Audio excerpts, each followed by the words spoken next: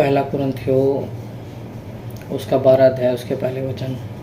आप सभी को जय मसीह की। पहला कुरिन्थियों उसका 12 अध्याय उसके पहले वचन से कि हे भाइयों, मैं नहीं चाहता कि तुम आत्मिक वरदानों के विषय में अनजान रहो।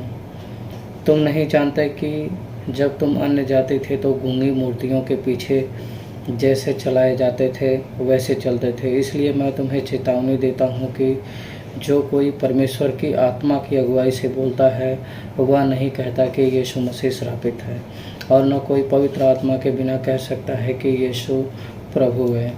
वरदान तो कई प्रकार के हैं परंतु आत्मा एक ही है, और सेवा भी कई प्रकार की हैं परंतु प्रभु एक ही है, और प्रभावशाली कार्य भी कई प्रकार के हैं परंतु परमेश्वर एक ही है, जो सब में हर प्रकार का प्रभाव उत्पन्न करता है।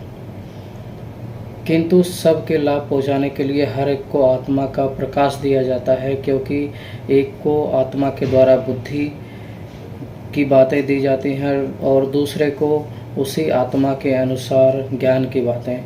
किसी को उसी आत्मा में विश्वास और किसी को उसी आत्मा से चंगा करने का वरदान दिया जाता है। फिर भी किसी को सामर्थ्य के काम करने का, और किसी को भविष्यवाणी की, और किसी को आत्माओं की परख की, और किसी को अनेक प्रकार की भाषा की, और किसी को भाषाओं का अर्थ बताना। परंतु ये सब प्रभावशाली कार्य एक ही आत्मा कराता है, और जिसे चाहता है वह बांट देता है। 12 अध्याय पहला कुरिन्थियों 12 अध्याय उसके 12 वचन में लिखा है कि क्योंकि जिस प्रकार देह तो एक है, उसके अंग बहुत से हैं, उस एक अंग के सब अंग होने पर भी सब मिलकर एक ही देह है, उसी प्रकार मसीह भी है। क्योंकि हम सब ने, क्या यहूदी, क्या यूनानी, क्या दास, क्या स्वतंत्र, एक ही आत्मा के द्वारा एक होने के लिए बपतिस्मा लिया है, और हम सबको एक ही आत्मा पिलाया गया है। इसलिए कि देह में एक ही अंग नहीं परंतु बहुत से हैं।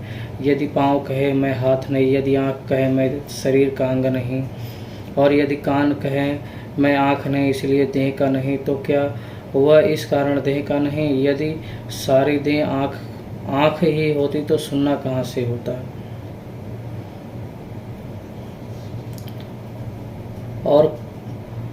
और यदि सारी देह कान ही होती तो सूंघना कहाँ से होता? परंतु सचमुच परमेश्वर ने अंगों को अपनी इच्छा के अनुसार एक एक करके देह में रखा। यदि वे सब एक ही अंग होते तो देह कहाँ होती?